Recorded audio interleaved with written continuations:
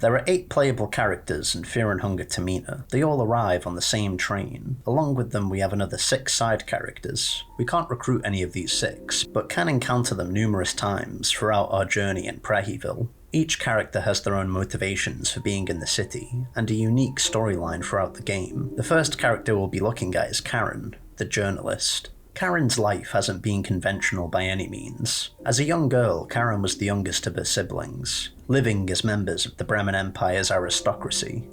But Karin's family were new money, finding their way into aristocracy through their own success. Karin was a curious child growing up, and was mostly raised by Dahlia, family's housekeeper. The only information Karin provides about the woman is that she was tall, but other than that we know almost nothing about her, outside of the impact she would have on Karin's life. One day, Dahlia and Karin would suddenly leave. Karin had a bad feeling about the situation, but never confronted Dahlia, being that she was a child at the time. Karin would grow up in Jataya, in the Eastern Union, which was also the original home of Kahara and Ulma. I believe that it's Fear and Hunger's version of the Holy Land, but outside of being the birthplace of Ulma, there's nothing to really prove that. It's just speculation on my part. Karin would have a tumultuous relationship with Dahlia, never trusting her, and always suspecting her of engaging in foul play. As a child she tried to escape, tried to alert people to a situation, but she was never taken seriously, and on one occasion she was able to get away, but quickly allowed Dahlia to find her, her caretaker being seen as a better alternative to starving on the streets, or worse.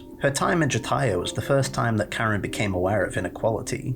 The contrast between Jataya's powers that be and the severely poverty-stricken people, along with the city's overzealous tyrannical authorities, would create in Karin a lifelong animosity towards people in positions of power. Karin would join a civil rights group as a teenager. During a protest, the authorities would engage in direct policing and batter Karin's group. In the schmoz, Karin grabbed an officer's gun and shot somebody in the thigh, after which she would get shot in the abdomen herself. She woke up in a hospital, surrounded by officials from the Bremen Empire's embassy. They informed her that her suspicions about Dahlia were correct. She had been taken, and Dahlia had been living off a ransom from her family. Karin never really found out the full truth about her kidnap, why Dahlia did it. The woman seemed to simply disappear, and it's likely that this event led to Karin having such an unrelenting desire to find the truth, turning her childhood curiosity into an obsession. When she returned to Bremen, her father was dead, and family destitute. Her mother's new husband had spent a fortune on Karin's ransom, keeping her alive, which Karin had already suspected.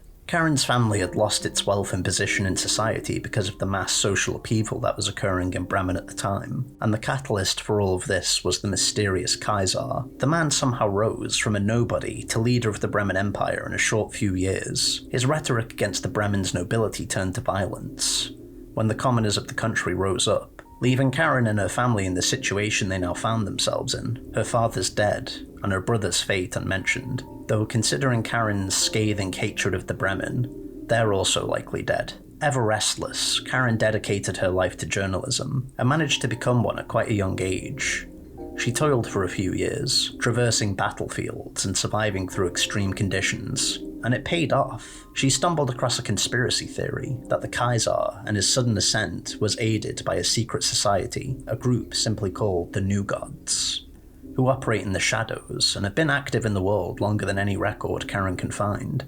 She would also author the article The Kaiser Critique. It's a very partisan article. Karin calls the Bremen pigs and says the Kaiser's ideology is irrational. She talks about experiments being conducted by the Eastern Union in the article, a clear indication from the offset that Karin is a lot more clued in to the geopolitical issues at the time than almost anybody else on the train. She comes to Preheville after a source informs her the Kaiser will be there in the flesh. Her obsession with uncovering the New God conspiracy ultimately sways her decision, and on the way to Preheville she falls asleep on the train, having the same horrifying dreams as everyone else. When we first exit the train, we'll find the other contestants talking. If you aren't playing as Dan or Karin, you'll find them arguing, and if you are playing as either one of them, you'll be having the argument. The group are discussing why they all had the same dream. Karin is abrasive and assertive in the conversation, throwing out theories, all of which revolve around Bremen foul play. Specifically, she thinks the Bremen use special hallucinogens on them. We should have asked that pig. That Bremen pig. The pig she's referring to is Pav, one of the more enigmatic characters in the game, who Karin thinks is an agent of the Kaiser, but ironically enough is actually planning an assassination of the man. Irony is a running theme in Karin's story. You see, she gets feelings about things and people constantly. Her instincts are usually on the money, but her reason is a bit hit and miss. In Pav's case, she gets the feeling that he can't be trusted, and she is right, but not for the reason she thinks. At the very beginning of her trip, she actually stumbles across her quarry, the New Gods, almost immediately, and has no idea. Karin is also probably the bravest contestant of the brunch, immediately heading towards the city and going deep into the old town on the morning of day one. But with that bravado comes a certain prickliness. I don't need some flaky eye-patched foreigner telling me what's possible and what's not, is a line she says to Dawn during their train argument, and it's a little harsh. Dawn's actually quite a nice guy. The two have a frosty relationship that starts antagonistic at first, but becomes humorous in a buddy cop sort of way after the two join the player's party. During the morning of the first day, she'll head north, going through the old town fishing village and coming to a stop just short of the mayor's manor, where you can finally engage her in a proper conversation. From talking to her, we can gauge that she's clearly not the friendliest, refusing to engage in small talk and giving pointed answers. To be fair though, this is likely due to her viewing the player as a potential liability at this point, rather than any kind of genuine animus. Karin knows there's a story here, and she's going to uncover it. In the afternoon of day one, she and Dawn will be in the old town. She'll be questioning the people, while Dawn will be figuring out what exactly is going on with them. And the two will talk, sharing theories with one another, though as soon as she finds out he's not really a qualified doctor, she loses interest in talking to him, and walks off to investigate the situation alone. After this, on day 2, we can find Karin outside of the Midnight Gazette news agency, snapping pictures of war-torn Preheville. She never explains why she's here, though it's likely she was hoping to find some colleagues, or perhaps information on what's going on in the damned city. Her article, The Kaiser Critique, was published by the Midnight Gazette, so Karin is likely an employee of the company, or at least a highly regarded freelancer. There is the question of how she got here, though. Most of the characters likely went through Preheville's main gate after the lock was opened using the 2 keys. It's possible that Karin may have taken the sewers though. If we go into the sewers, she'll remark that doing dirty work like this is what separates the weak from the safe, indicating that it's clear she would take this path if it were open. And considering that the sewers entrance can be found outside of Old Town, and Karin can learn to pick locks pretty quickly, this was likely her path into the city. We can talk with her again, and she explains she's documenting the disaster that has taken place here. This time she'll be willing to join up with us. This is potentially due to Karin realizing if the player can get themselves to this point in Preheville, they might know how to handle themselves, and wouldn't be an obstruction to her investigation. There are a few other scenes that can happen with Karin on day 2 if we don't recruit her. In the first, we find Levi in an alleyway, and he has a confrontation with Kegulura that, without player intervention, will result in Levi's skull getting caved in. Should we ignore this interaction and approach the body afterwards, Karin will suddenly appear. It's a tense moment, and she'll question us. This conversation can end with Karin viewing us with more suspicion though, but if we're honest about Caligura, she'll believe us, and explain that apparently Caligura tried to attack her at some point as well. Abella has a unique cutscene where if she sleeps in certain beds, the mafioso will try to assault her, so it's not hard to imagine a similar situation taking place between these two. The man is rarely seen during Termina's events, despite his death being necessary to achieve ending B and C. So having this anecdote about him is neat. It makes the game feel like a living world where things are happening and will continue to happen regardless of player interaction. She doesn't talk about her sense, but it's probably what led her to think we were telling the truth. Karin will have a few interesting observations to make after she's been recruited about the state of Preheville. Exploring the Maiden Forest, she'll have this to say: "Just seeing all this military junk laying around here frustrates me to no end. You'd be surprised how much vile shit has gone down during war times." As if that's some kind of excuse to strip people of their human rights, and that goes for all the nations taking part in it. There are no saints on the battlefield. Karin is virulently anti-war, and conflict in general, and her quest to fight it via journalism has led her to some interesting situations. So many in fact, it's to the point where some of Preheville's horrors are mundane to her. Well, some of them. She does have an intense fear of heights, even after everything she's seen. She also has a deep cynicism towards government and power. We just live under fucking psychopaths who fight for their spot in the history books. She also doesn't have any regard for religion. In the Church of Alma, if she's with Marina, she'll have this interaction: "Oh Lord, get me as far away from here as possible." This is how you pray for him, right? You got it right. But nothing happened. That's between you and our Lord. I guess your relationship isn't on the best foundation. Sheesh. Each party member has a character that they have more interactions with than others. Karin has two main people she interacts with. The first is Dawn. Karin and Dawn have a strained relationship with one another. In their interactions, they serve as foils, rather than direct antagonists, with Karin being a noble girl whose family fell into poverty, and Dawn being an orphan who ended up almost marrying into nobility. There's an intensity to their relationship, but it doesn't lack for light-hearted moments. Like in the bunkers with the Logic Project computers, they'll have this interaction. Let's see. Cables, and bolts, and those things. I see that you're about to crack the case. No thanks to you. Karin is anti-violence, despite her willingness to engage in it, and general prickly attitude. If you attack her, she'll say this: I've killed before, don't front for a second that I wouldn't have the guts to use this pistol. Once the fight is started, it won't end until somebody is dead. You can only break Karin's trust once. If you attack somebody with Karin in your party, she'll say this: we have a couple of cave people here. Violence solves nothing, we can always talk this out. How about no? A scene that plays out with Karin in the party happens in the mold apartments. We find a functioning television there, the only one in town. Well, maybe it's the only one in town. Interacting with it, we'll see a news report. It's Karin, and she's reporting on a murder that took place in the apartment. After it's finished playing, Karin explains to us that the woman on the TV wasn't her. We're just as confused as she is at first, but there is actually an explanation. Just a quick editor's note here. You'll take notice that I didn't use the word rational.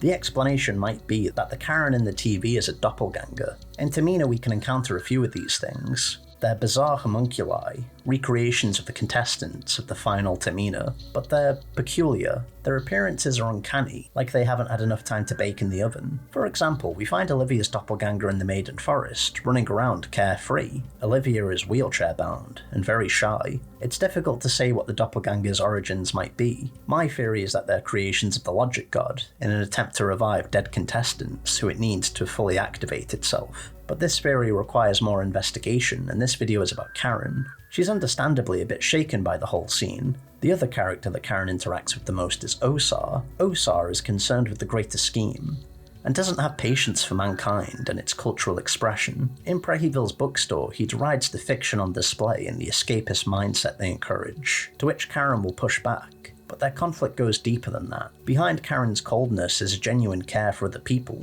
victims of war in particular. Osar as a yellow mage doesn't seem to share these sentiments. Now, Osar is a more complex character than Karin understands, but she's not super far off the mark. Osar does have ulterior motives for being in Preheville, and carries a huge secret. As we can see in this interaction, whisper, whisper, Osar is facing away from you and talking to himself. Please do share. What are you whispering, Osar? Do not stress your little head with that.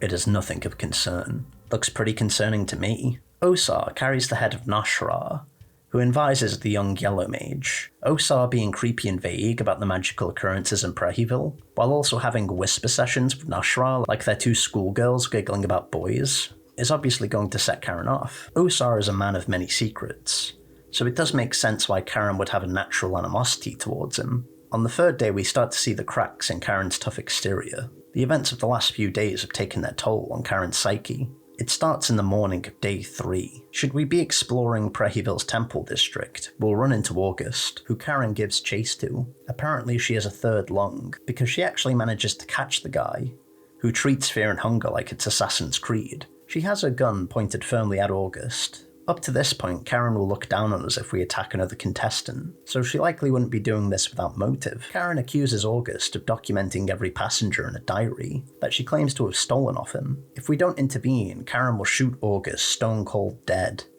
Talking to her afterwards, she'll be shaken up, but she'll insist she has proof, and that she stored the diary at the Preheville Bop. Karin's almost definitely telling the truth about this, by the way, but she's also misunderstood August's intentions. He's only here to interfere with the plans of the Kaiser. The diary likely only exists as a way for August to collect his thoughts and ensure none of his fellow contestants are agents of the Yellow King. Her goals are actually aligned with August and Pav more than anybody else. Her instinct isn't wrong, it just doesn't apply to her. Pav is a traitor to the Bremen, and therefore shouldn't be trusted by the Kaiser. Meanwhile, August is likely keeping his mission in Preheville a secret so as not to endanger anybody. If August shoots Karin and we don't have a light blue vial, then Karin's journey will come to an end here. But if she kills August instead, we'll go back to the bar with her, and under the piano we'll find nothing. The diary is gone. Karin will defend herself, claiming she isn't a liar. If we show skepticism, she leaves the party. If we say we believe her, she'll stay. Regardless of the player's choice here though, on the afternoon of day 3, Karin will leave the party. After searching for a while, we'll find her at the beach again, on the path she took to enter Preheville in the first place, staring into the distance. It's hard to say what's brought her here.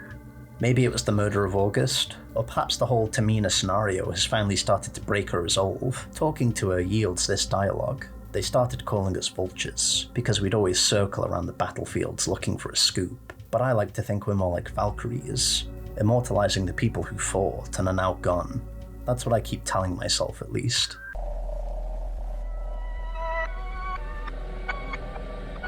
Every character on the train will be moonscorched by the third night, unless they're able to win the Termina festival, except Parv and August, who will already be dead.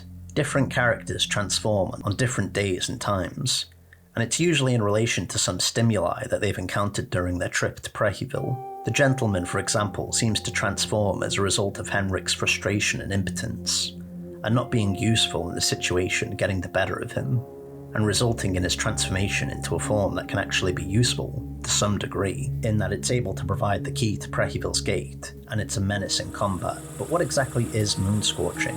Well, in a literal sense, it's a transformation caused by exposure to Rare's unique green hue. It also seems like Rare can accelerate the process if he notices a unique individual. We talked about Carl Jung's concept of the shadow in the Fall of Preheville, so watch that if you want a brief explanation. Or watch Shadow the Exotl's video on Rare, it's really good. So what's Karin's shadow? The Valkyrie. Oddly, Karin has one of the most thorough mutations. Darn identifies the Valkyrie of having human and avian qualities, but can't tell from which it originated as. He can only assume it was originally human based on the other moonscorched in the area, though if you have him in the party, he'll describe Karin's new form as something out of Victorian horror. In Norse mythology, the Valkyrie was said to deliver fallen warriors to Valhalla, rewarding them for their bravery and valor in life. But despite the name, Karin's form looks closer to a vulture. It's a visual testament to her own inner turmoil. It would explain her hard-nosed, determined approach. Yes, she wants to find the truth of things, but she's also got something to prove. She doesn't want to be seen as taking advantage of the people whose misery and pain she writes about, and ultimately builds her career upon. Fighting the Valkyrie, we can talk to her. Join the flight of the Valkyrie. You can actually talk? I immortalize those fallen and perished. They will forever live in our memories. That's what she tells herself, at least. In a cruel twist, Karin, who abhors war, and really does want to be somebody who speaks truth to power, has now become a vehicle of it, delivering soldiers to a battlefield to lay waste to the innocent. Along with her are the Bellends. The Bellends are a tough foe. We can usually only find them in the Temple District and Mausoleum Alley. The Bellends use the move Harden, don't laugh, don't laugh, don't laugh, which increases their defense. The only other enemies who do this in the game are the elite troopers, the Kaiser's strongest soldiers. So I do believe that the Bellends are soldiers. Maybe not Bremen troops though, but possibly troops of the Eastern Union, who were the previous occupiers of Preheville before the Kaiser, which would also explain why their mutations are so thorough, as they would have been involved in the first Termina event, rather than carrying the final moments of dead soldiers or civilians to the peaceful parts of the world. She instead delivers soldiers into a battle against the player. She's actually one of the toughest Moonscorch to fight in the game. Ironic considering that she's actually one of the easiest contestants to take out. But saying that, Karin does have a lot of fortitude, only turning Moonscorched on the evening of day 3.